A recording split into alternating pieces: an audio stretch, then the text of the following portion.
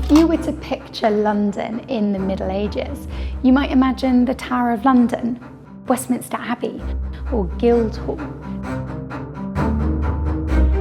But scratch under the surface and there's lots more evidence of this medieval metropolis. I'm Katie Wignall, a London tour guide, and in this series I'm going to be delving into the capital's hidden past.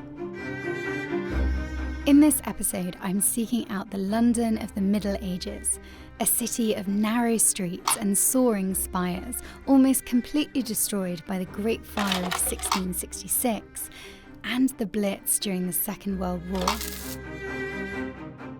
But despite the devastation and centuries of development, not all of that city is lost. Hard to believe that this was built 900 years ago. Come with me as I discover the hidden remains of medieval London.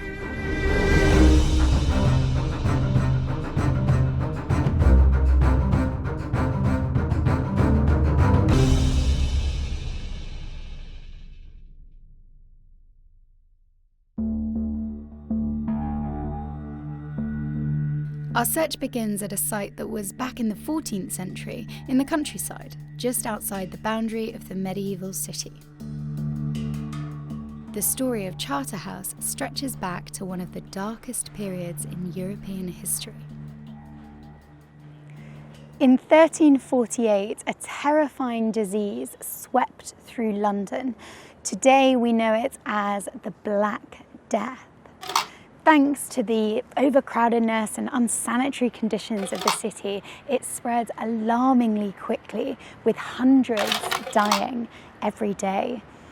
By 18 months, 40% of the city was dead.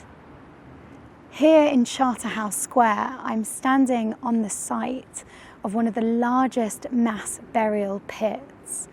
It's thought that up to 50,000 bodies are buried in unmarked graves right under my feet. They remained uncovered until 2013, when work on London's Elizabeth line began in the area.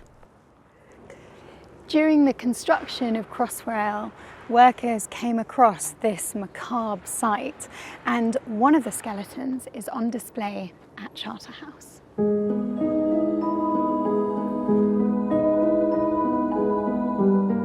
Scientific analysis on the skeleton displayed at Charterhouse has confirmed the presence of Yersinia pestis in the bones. That's the type of bacteria that cause bubonic and pneumonic plague. It's surreal to think that this person died during the Black Death, but thankfully we do actually know a little bit about him.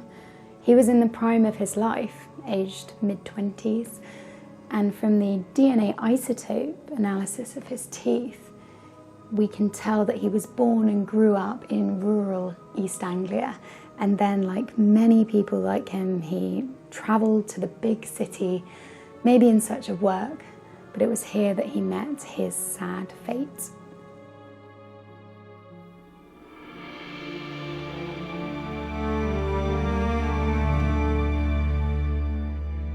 Not long after Europe was released from the worst ravages of the Black Death, a Carthusian monastery was built on this spot, founded by a courtier and favourite of Edward III. It began as a small chapel in 1371 and developed piecemeal over the following decades. Most of the original medieval structures are gone, but not all of them.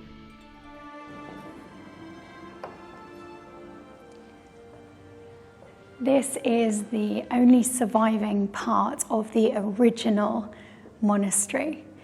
And at its height, this would have been twice as long. And it's one side of a four-sided cloister. And all along here would have been cells, the living quarters of the monks.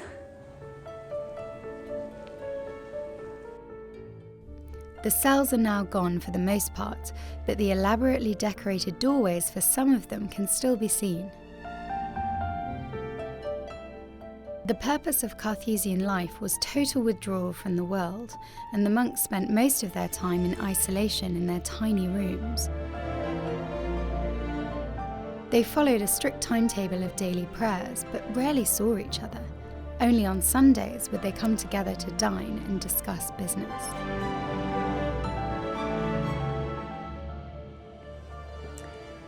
It's in these cells that the Carthusian monks spent the vast majority of their time. Small, quite bare spaces. And their contacts with the outside world was via lay brothers who would bring food and water via these serving hatches. Also, anything that needed to be taken out of the cells, human waste, would come from these serving hatches. Even the calls of nature couldn't interrupt the solitary prayer.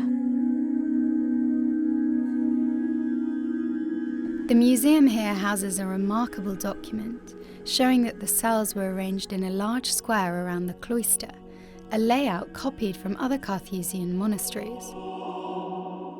But the maps themselves had a more functional purpose, as I found out from speaking to the museum manager at the Charterhouse, James Spillane. So we're looking at this amazing facsimile of a 1430s map. Can you explain a bit what we can see here? Of course. What we've got here is the great cloister of the Charterhouse, the London Charterhouse, the Carthusian monastery, which was founded at the end of the 14th century. It took more than 30 years to complete the building of this, but around the great cloister, what they've ended up with is 25 cells, each for an individual Carthusian monk. This range of the cloister is the only one that survives today, and you will have seen the doorway of cell B, which is right here today. At the top of the map, which confusingly is the south, those are the church buildings, which were mostly demolished during the Reformation. And what's this area in the middle of the cloister? Well, that's the whole purpose of the map. It's a plan of the monastery's running water system. So at the bottom of the map in the north, you've got springs rising up in Islington, and then pipes that are bringing water all the way up to the Charterhouse, serving running water for each of the monks in their cells, and also the service buildings, the kitchens, which are up here. In the middle of the cloister is the conduit, which is storage for the water. So it seems unusual to have such a clear depiction from this early in London's history. Is this very rare? It's unusual to have an image of a medieval building like this, because maps simply didn't exist in 1430s London.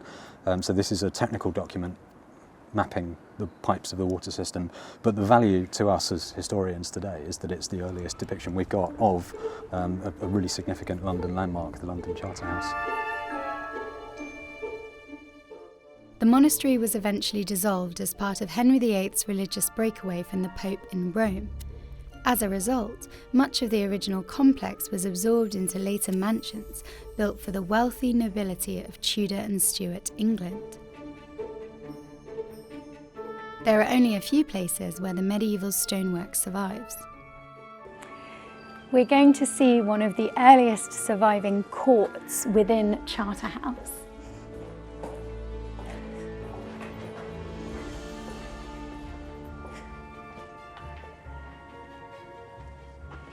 This is Washhouse Court, and when this was a priory, this area was really dedicated to service. It's where you'd hang clothes out to dry, or pots might be washed. But it's also here that we can appreciate the many layers of the history of Charterhouse. On this side, the white stone is thought to have been part of the original monastic buildings, whereas on this side you have red brick, and this dates from around the 1520s, right before this place was shut down. Refusing to bow down to Henry VIII's religious authority as the new head of the Church of England, the prior was hanged, drawn and quartered at Tyburn, and 10 monks were sent to Newgate Prison. Some believe the letters IH that form part of the decorative brickwork refer to the Latinised name of the last prior, John Houghton. If so, it was a small act of resistance by the mason.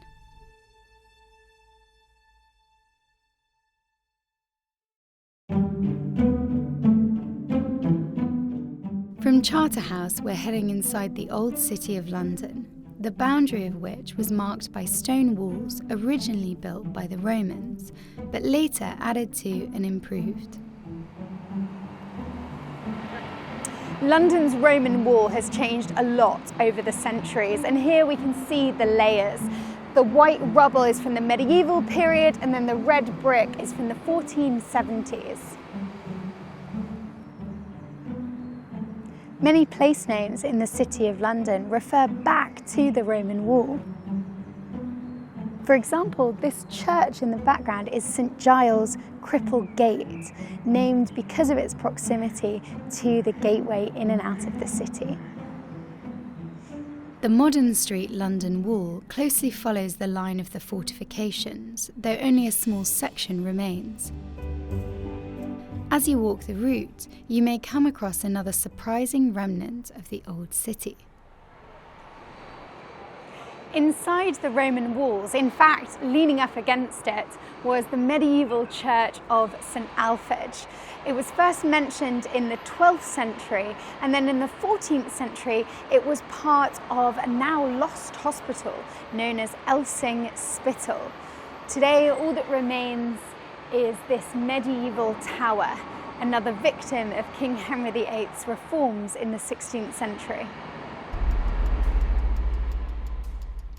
The London Wall extended down as far as the Tower of London, the fortress which guarded the medieval entrance to the city and the crucial crossing point, London Bridge.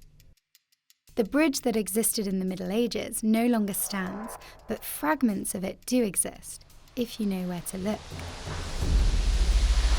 This is the church of St Magnus the Martyr, and while it's been rebuilt since the medieval period, what you can still see is this archway, and this was the pedestrian entrance onto the old medieval London Bridge. Just imagine the millions of Londoners who have passed through here over the centuries. But there's more evidence hiding here. These stones, which you could so easily walk past, were part of the old medieval London Bridge. And while we don't know exactly when these date from, the London Bridge started construction in 1176. That bridge lasted throughout the Middle Ages and survived the Great Fire, which destroyed most of the city. But a new London Bridge was finally opened in 1831, just 30 metres upstream from the original crossing point. That was replaced by the modern London Bridge in the 1970s. That's the one that we'll have to use today as we cross the Thames. If you walked over the old London Bridge, weaving between buildings and shops built onto the structure, no space was wasted. You'd find the homes of some of the country's rich and powerful on the South Bank. Around this corner lies one of the most magnificent buildings of medieval London. Overshadowed by modern office blocks, this is the last remaining section of Winchester Palace. It was built in the 13th century for the all-powerful bishops of Winchester as their London home. What we can see here are the remains of the Great Hall, which originally stood right on the bank of the Thames. The gable wall of the hall has doors which led to the buttery, pantry and kitchen, and it has a magnificent rose window. But this area had a darker side. Connected to Winchester Palace was the notorious Clink prison, where over centuries hundreds of petty criminals, people owing debt, and the local sex workers were held in awful conditions. Interestingly, the Bankside sex workers were actually regulated by the Bishop of Winchester. Their nickname, the Bishop of Winchester's Geese.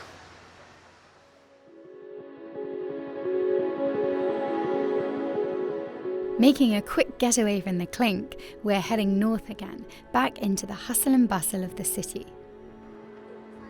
Located on Cannon Street, our next medieval gem is even easier to overlook. It might not appear that impressive, but this object has an incredible story. and origins that are shrouded in mystery. If you believe the legend, the story of this stone dates as far back as the time of the Trojan Wars. What seems more likely is that this was an important stone in the Roman city of Londinium. The stone is mentioned in a book belonging to the 10th century King Athelstan. He's commonly thought of as the first king of a united England. It was clearly important in the early Middle Ages, and it remained symbolically significant until the end of the period. In 1450, the rebel Jack Cade entered the city and he declared himself the lord of the city of London, striking this stone with his sword. It was a scene that was later dramatised by Shakespeare in his play Henry VI.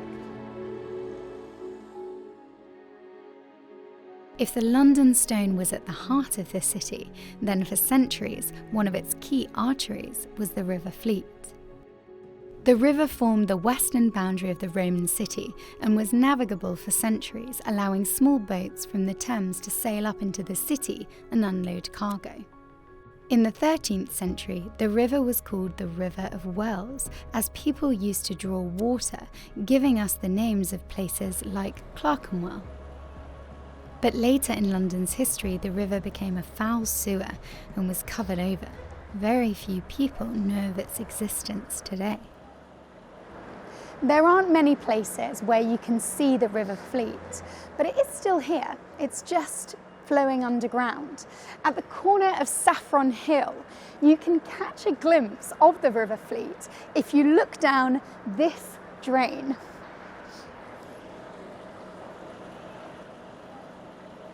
The River Fleet became part of the present-day sewer system with the construction of Farringdon Road in the mid-19th century.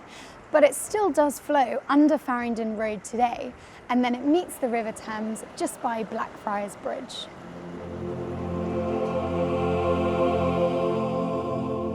Outside the old city once again, we're almost back where we started, in open countryside north of the medieval walls. It was here, in the middle of the 12th century, that the Priory of St John was founded on 10 acres of land granted by a local Norman baron. This site became the headquarters of the Order of St John in England, better known as the Knights Hospitaller. The monks who lived here took vows of poverty, chastity, and obedience, and were expected to fight in the Holy Land if called upon. Where I'm standing now would have been a large enclosed community, and the gateway to the precinct was just up ahead. And this area would have been used for gardens and kitchens, and a place where the knights would have processed through on their way east to the Holy Lands. Now, just at my feet here, this line is an outline of a large circular nave of the original church.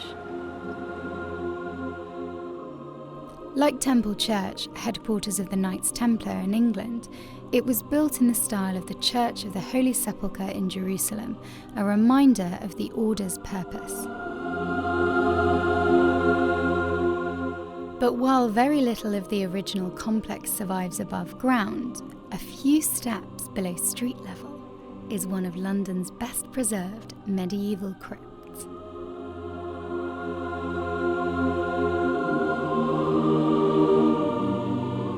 Hard to believe that this was built 900 years ago. It survived fires, redevelopment, and the Blitz. The round arches from the Romanesque period give way to pointed ones, showing the changes in fashion in the 12th century. Now, today it's all painted white, but the evidence suggests that once this would have been covered with bright colours.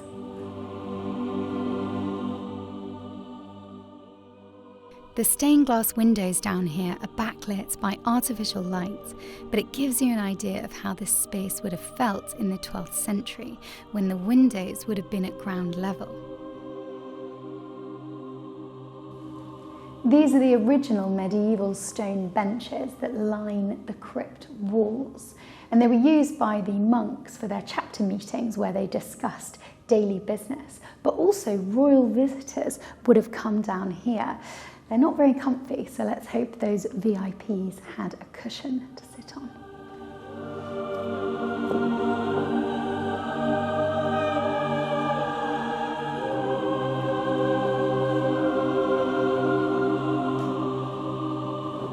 This rather macabre effigy shows William Weston, and he was the last prior of the Order of St. John.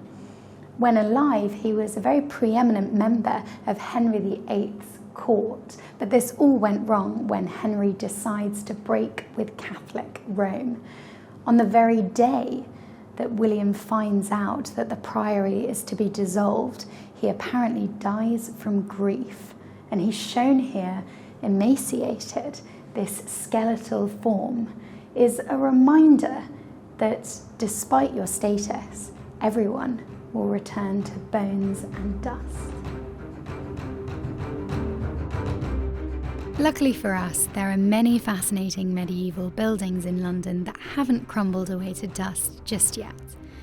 And the legacy of the old city can be seen and felt all around as you explore the capital, in the street names, places of worship, and centres of power. I hope you enjoyed this video about the remains of medieval London, and if you want to know more about the Order of St. John, we have a whole episode coming up about the Knights Hospitaller. Don't forget to hit subscribe, and I'll see you next time.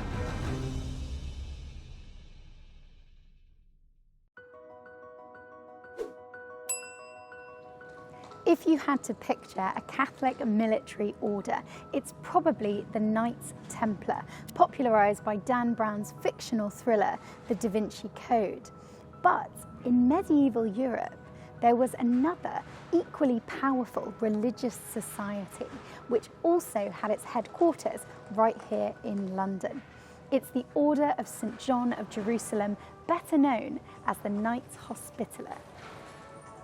I'm Katie Wignall, a London tour guide, and in this series I'm going to be delving into the capital's hidden past. In this episode, I'm exploring the history of the Order of St. John, visiting their base of operations here in London. The Priory is one of the city's hidden gems, with surprises around every corner. Formed in Jerusalem in the 11th century to care for pilgrims, the order went on to become an ambitious military organisation, owning lands and wielding influence across Europe.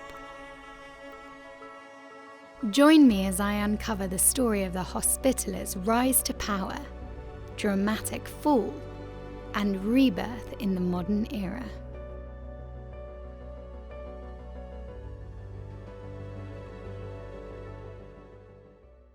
I've come to Clerkenwell, now a busy part of the modern city, but once an area of open countryside outside the city walls. It was here in the middle of the 12th century that the Priory of St. John was founded on 10 acres of land granted by a local Norman baron. The monks who lived here took vows of poverty, chastity, and obedience, and were expected to fight to defend their faith if called upon. I'm standing in what would have been a very large enclosed precinct. The entrance is that stone gateway you can see over here, and over this side there would be kitchens and gardens, and the knights would have processed from here on their way to the east. Now inside here you can see this clue on the floor. This curved line was once the outer curved wall of the medieval church. The original building would have looked quite similar to Temple Church, home of the Knights Templar in England, and that was no accident. Both structures were based on the design of the Church of the Holy Sepulchre in Jerusalem, a reminder to the Holy Orders of their most important mission, to keep the Holy Land in Christian hands. Sadly, above ground, almost none of the early medieval church survives. The circular nave and the chancel from the 12th century are long gone, but beneath us, some of the early church still survives. Take these few steps down below the modern street level, and it feels like you've travelled back in time. It's hard to believe that this was built 900 years ago. It survived fires, redevelopment, and the Blitz. The round arches give way to pointed ones, which shows the changes in fashion in the 12th century. And today, it's all painted white, but the evidence suggests that once it would have been covered with bright colours. The stained glass windows down here are backlit by artificial light, but it gives you an idea of how this space would have felt in the 12th century, when the windows would have been at ground level. On top of this tomb, we have this alabaster stone effigy of a knight, and we know that he's a member of the order because we can see the 8-pointed Maltese cross on his breastplate. This was a gift to the order in 1915, but it's from the Valladolid Cathedral in Spain and shows a 16th century Spanish knight that died fighting the Turks. Clearly, he was a very impressive man. A number of important meetings were held at the church throughout the medieval period, including a particularly fiery one in 1185. The Patriarch of Jerusalem arrived in England with the Grand Master of the Order of St. John to ask King Henry II to lead a crusade to the Holy Land. Henry's council persuaded him to decline, to the Patriarch's dismay, and just 2 years later, Jerusalem was recaptured by Saladin, Sultan of Egypt and Syria. It's possible that the council might have been held in this very room. In any case, these stone benches would have been used by the monks for their chapter meetings, where they discussed daily business. Unfortunately, they are not very comfortable. In any case, the monks would have had a regular contact with their brothers in the East. After all, their existence depended on the success in the Holy Lands. In the collections here at the Museum of the Order of St. John are more than 60,000 objects related to the Order's history, many of them brought back from the Crusader states. I was able to take a look at some of the artefacts that might have been familiar to the monks here. Oh my goodness, we've got some fascinating objects here, but seeing as we're within the headquarters, what does that actually mean? What was the main work that was going on here? Yeah, so St John's Gate, where we are stood today, was built as the grand entrance to the Order of St John's English Priory in 1504. But the Order had many other priories all over Western Europe, as well as its headquarters on the island of Rhodes. So this site acted more of as an administrative centre and was an excellent spot for a religious institution because it was really close to the City of London, and it's quite a close walk to the City of London walls now. And although it's quite hard to believe in bustling Clerkenwell today, it was quite peaceful and rural in this area. A lot of people used to live and work here, and even though the priory was only here for about 400 years, over time lots of changes happened and more lavish and luxurious buildings started popping up. So if this was the kind of administrative hub, and they have people travelling a long way away, how do they stay in contact? How are those lines of communication kept up? So the members of the Order of the Hospital of St John of Jerusalem were known as the Knights Hospitaller. So that title reflects that they were religious men who had taken vows of obedience, chastity, and poverty, and were both warriors or knights and carers or hospitallers. As the order grew, the knights were given lands across Europe and England, and these properties provided food, money and people for their work in the Mediterranean.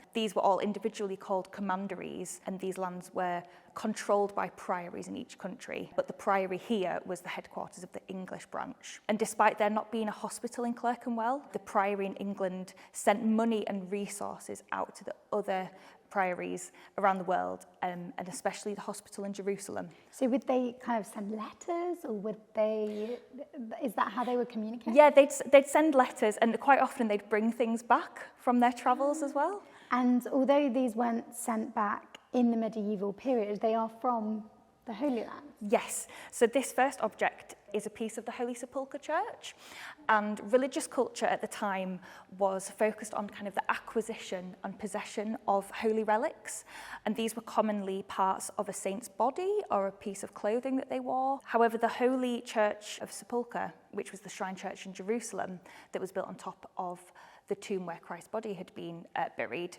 was noticeably absent of a body. Therefore, there couldn't really be any relics. So instead, people took chunks of the church. This is quite a big fragment. Most often, people would scrape and they'd kind of bring home a little amount of dust and a few bits of rocks. And what about these coins here? Because they all look really different. Yes, so throughout the Crusader states, coins were marked and distributed as a kind of show of power, more so than anything to do with the economy. This particular coin, an example, is pierced at the very top.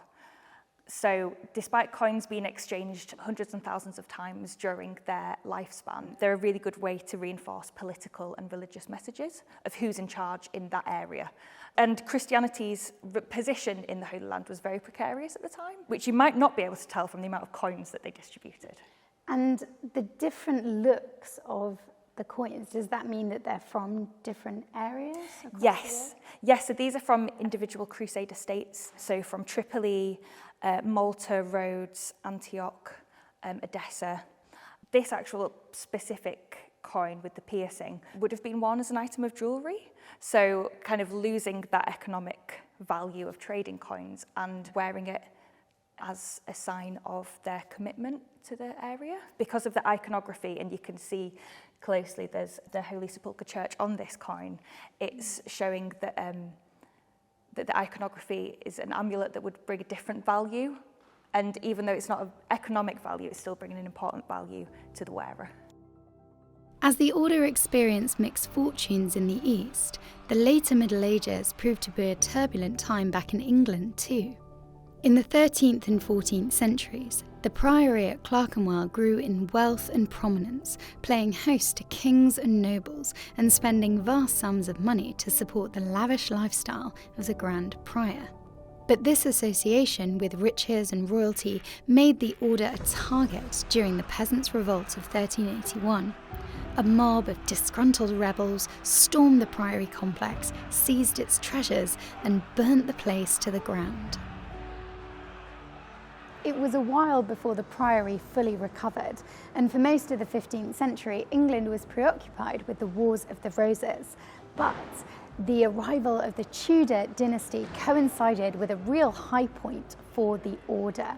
It was at this point they have a new Grand Prior, Thomas Docre, and he rebuilt the order's buildings on a grand scale.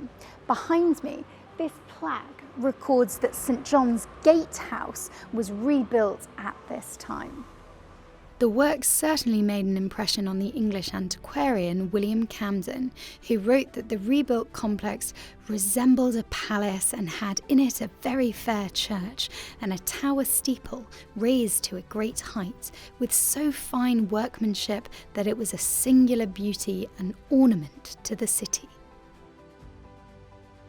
The man behind all this, Thomas Docre, was clearly a formidable and charismatic character. He had fought against the Turks on the island of Rhodes before becoming Grand Prior in England and was a close companion of King Henry VII.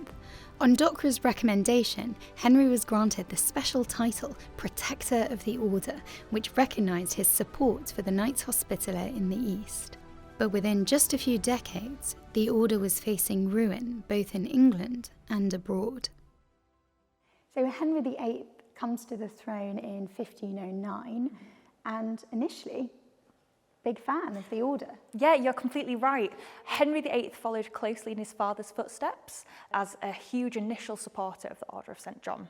So Henry VII, the first Tudor king, had a very close relationship with Thomas Docre, who was the Prior of England, a trusted advisor, often deployed as a royal ambassador. And he's also known at best as the builder of this beautiful St John Gate. And he was a good enough friend to the king that the king stayed here in the summer of 1508 while visiting outside of the city. When Henry VIII succeeded his father, he carried on this really close relationship and was granted the special title of Protector of the Order. The relationship was actually so close that Dockwra accompanied Henry VIII to the Field of the Cloth of Gold to meet King Francis I in 1520. However, it looks at this point that Henry starts to take advantage of Dockwra's good relationship and refused to allow him to travel on business of the order, just in case the crown might need him. Interesting. And it all later goes a bit wrong Yes. for the relationship. And this sort of coincides with the order facing trouble in the east as well? Yes, so while Henry and the order are still on relatively good terms, the order is facing its own challenges in the Mediterranean. So in 1523, the Knights of St John are forced to leave their home in Rhodes, leaving them without a base. This casts doubt on how fit they are for purpose as defenders of Christendom, because they have no permanent base and it's causing a bit of a strain on the order's finances. So while talks were going on with Charles V of Spain around a potential move to Malta, which they do end up doing 7 years later, Henry felt left out of this discussion and considered seizing the order's cash and property to support his own lavish court and military spending. And in the height of this really difficult situation, Dockwra fell seriously ill, and Henry really quickly made plans to take over his property and all his possessions in the case that he did die. And when he did, the order appointed a new prior, William Weston, which Henry really did not like. At first, he refused to accept his appointment and only did later when Weston promised to send £4,000 a year to the crown. While this was all going on, Henry was in a really deep dispute with Pope Clement VII over the annulment of his marriage to Catherine of Aragon, and as a result of breaking away from the Catholic Church to establish a new Church of England, there was no longer a place for the Catholic order. And is that what this document shows us here? Yes, so this document is the warrant from King Henry VIII granting the destruction of the Priory Church. So he instructs that the buildings are either sold or destroyed for building construction. And it's quite interesting because some of the stone from the main body of the church goes to help build Somerset House on the Thames. And is this his signature here? Yes, it is. So he writes it quite big and bold, and it's Henry R, which is Henry Rex Omnibus, which means king of all. But that wasn't the end of kind of royal patronage and the order, because later we have more documents under Queen Mary I. Yes, absolutely. So this much larger and kind of impressive document, it was given by Mary I. So after the death of Henry VIII's only son, his daughter from his first marriage, Mary I, as a Catholic, she sought to reintroduce the Catholic Order of St John. And these letter patents are dated to 1557 and grant the return of many of the English properties back to the Order of St John. There was a particularly sad end for William Weston, the last prior of the order in England, who apparently died of grief on the same day as the order's dissolution was announced in Parliament. Part of his rather macabre tomb is still in the Priory crypt. Most of the English knights retired to their new stronghold of Malta, though 3 who did not were executed by Henry as traitors. One was hung, drawn and quartered at Southwark. And the priory buildings themselves didn't fare much better. Henry instructed that the buildings should be sold or dismantled, stripped of useful building materials like lead and glass and iron.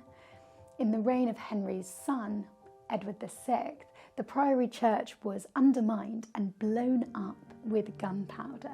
The stones were used to construct the original Somerset House. So it's little wonder that in the excavations they found so much medieval rubble. In the centuries that followed, the surviving parts of the priory were put to some surprising uses. Some notable names in London's history spent time in these rooms inside St John's Gate. In the 18th century, the gate was used briefly as a coffee house run by Richard Hogarth, the father of the artist William Hogarth. It was also here that Dr. Samuel Johnson, who compiled the famous English dictionary, started his career writing reports for the Gentleman's Magazine. Later in the 18th century, it was also used as a pub, the Jerusalem Tavern, where literary lights like Charles Dickens would come here often. By this time, the order was no longer the force it once was in Europe.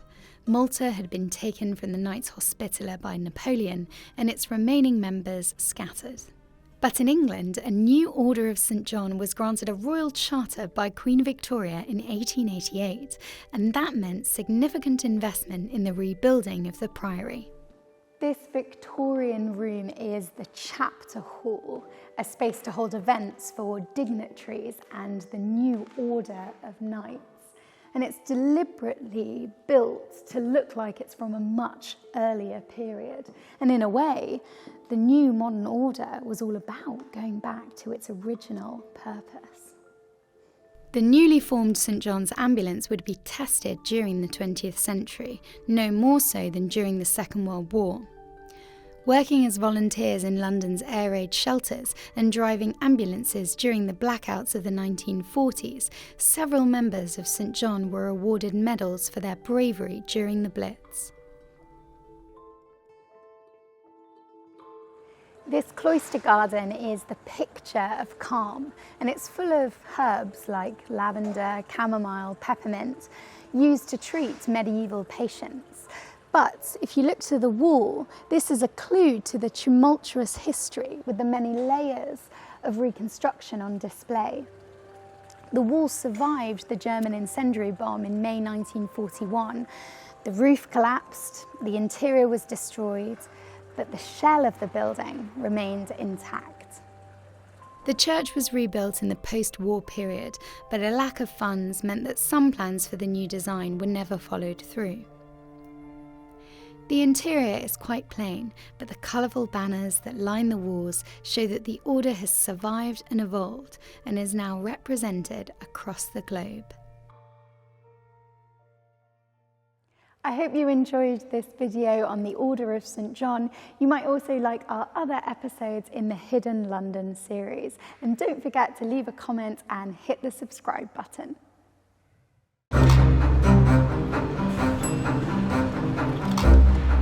At the turn of the 20th century, the streets of Victorian London were polluted, dangerous, and heavily congested.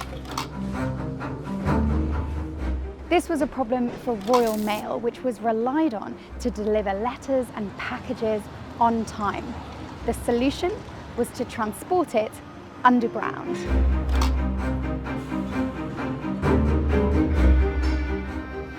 Down here are 6 miles of tunnels stretching east to west. It would become the world's first fully automated, driverless railway, and at its peak, it would carry 4 million letters every day. I'm Katie Wignall, a London tour guide, and in this series I'm going to be delving into London's hidden past. We're starting off with one of the capital's best kept subterranean secrets, an impressive feat of engineering with a long and eventful history.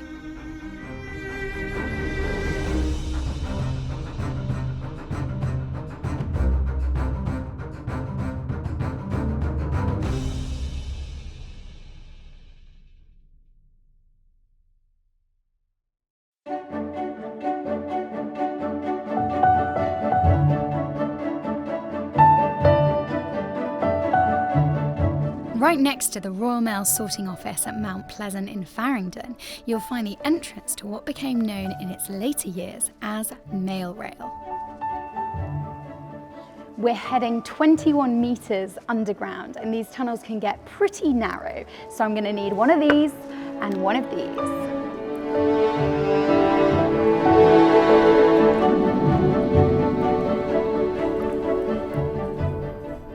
London's Post Office Underground Railway officially opened in 1927, but there had been many attempts to solve the capital's mail transportation problems in the past. As early as 1855, the idea of using underground tubes to carry letters was being discussed, and over the next few decades there were various experiments using air pressure to push cars through narrow tunnels.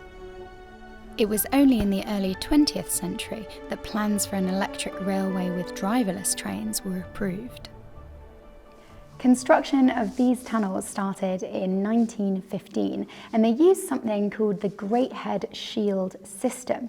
Essentially, this is a huge metal ring, and it protects the tunnel as you're excavating material. And these are huge. They're 2.7 metres in diameter, and before you lay the tracks, they form a perfect circle. It's the same system that we used for the underground, and it's why we call the tube the tube.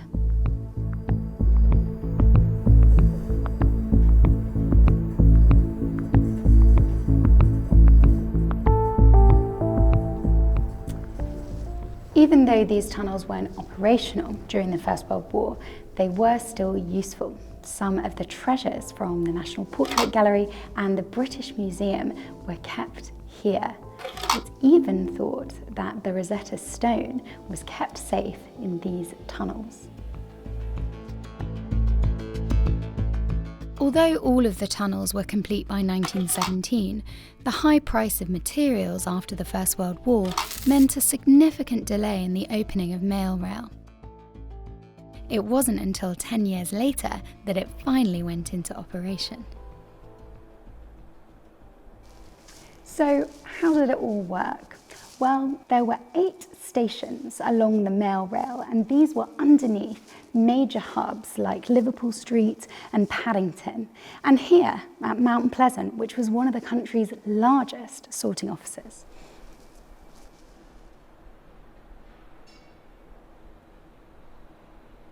This is one of the later trains from the 1980s. As you can see, there's no room for a driver or passengers. If you can believe it, the original trains from the late 1920s were even smaller. They had to pass through tunnels that were only 80 centimetres wide, but they quickly realised that that was impractical.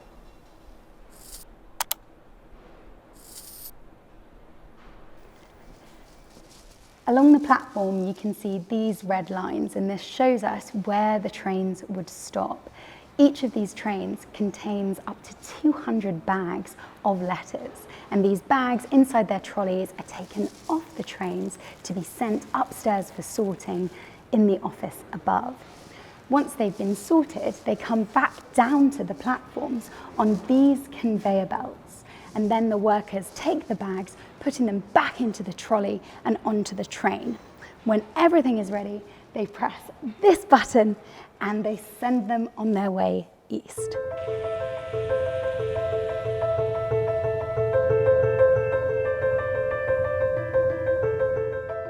In 1928, the Post Office Railway's first general manager was given a pair of white gloves to thank him for the first full week without delays, a big improvement.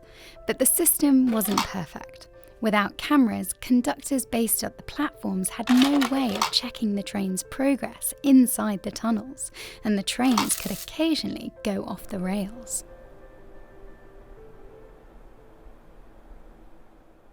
You might think that these sandbags were here to prevent flooding, but actually it was a case of runaway trains. Sometimes trains heading up these tracks towards the depot would lose control and start rolling backwards. In that case, the controllers were able to divert the trains on these tracks into the sandbags that acted like a buffer, and that helped prevent disaster. Flooding was still the worst fear of the people who worked down here. The River Fleet, an ancient London river that now flows almost entirely underground, was an ever-present danger. During construction, flooding caused 1 month's worth of delays. And then in the Second World War, a bomb hit the sorting office and more water rushed through these tunnels. It must have been terrifying for the workers down here, but amazingly, they were back up and running the next morning. After this incident, they installed these amazingly hefty floodgates to seal off the tunnels from more water, but thankfully, they've never had to be used.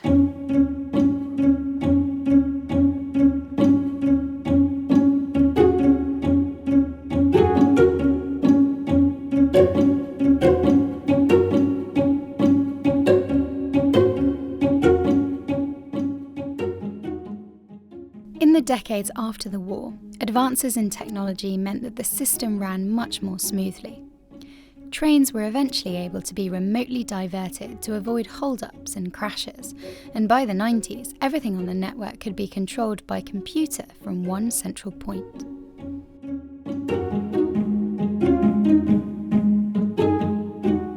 Staff manuals give a really interesting insight into the working lives of the mail rail. In 1984, there was a rule strictly prohibiting spitting. Anyone caught doing it had to be reported.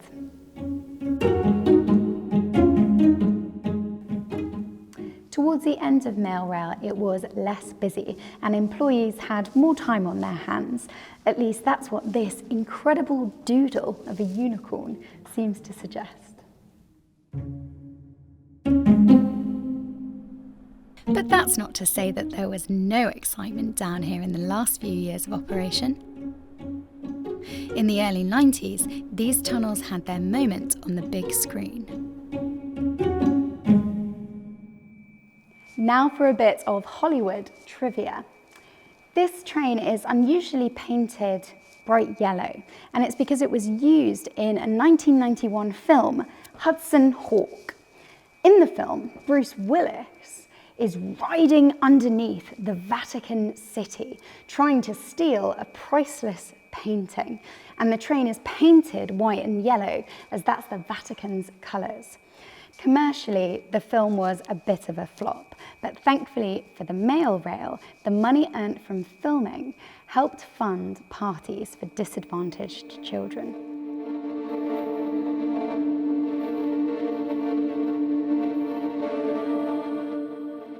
It was only a decade later that, rather suddenly, mail rail was closed down. These tunnels, which had been filled with the noise of trains and workers for over 75 years, fell silent. Down here is where they store rolling stock, which is no longer in use. In fact, really, there's no way of getting these trains out of the tunnels. Over on the other side is a really peculiar train that's blue, and this was a vacuum cleaner.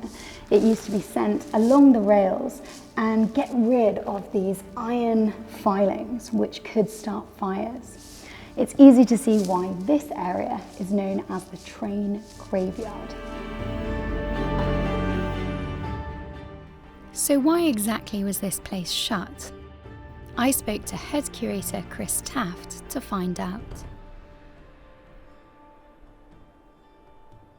So you can see from the dartboard here, Oh my gosh, yeah.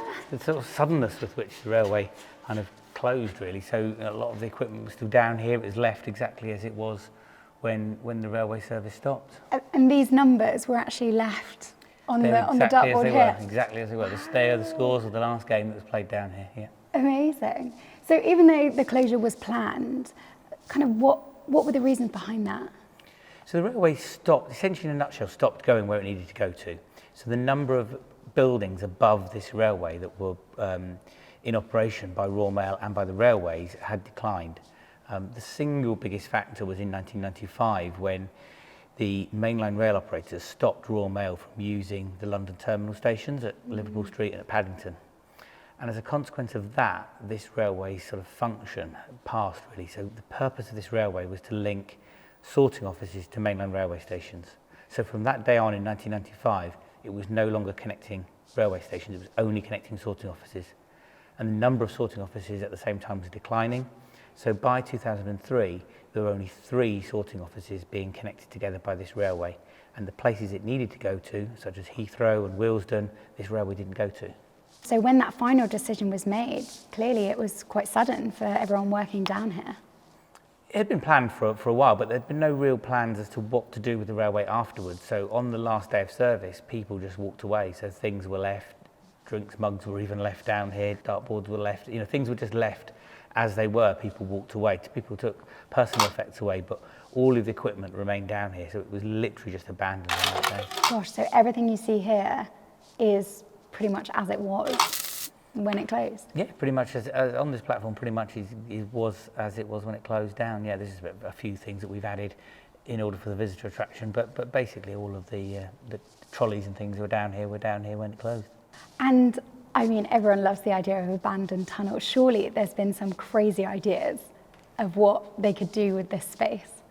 There's been lots of ideas. There's been proposals to turn it into kind of a cycle superhighway under the streets of London, to use it for storage of goods and services, because it's quite a climatically stable environment down here. So people were proposing to store wines and whiskies down here. There were proposals to have a mushroom farm down here at one time. All of these ideas have not come to fruition. The only idea that ever came to anything was the Postal Museum's own plans. So this place has a phenomenal history. What do you think is the main legacy of the mail rail? I think it's the importance of its role in keeping people connected. The postal service was about people connecting with each other over distance, and mail rail was a part of that process of speeding up that communication, allowing people to, allowing messages to get more quickly across London.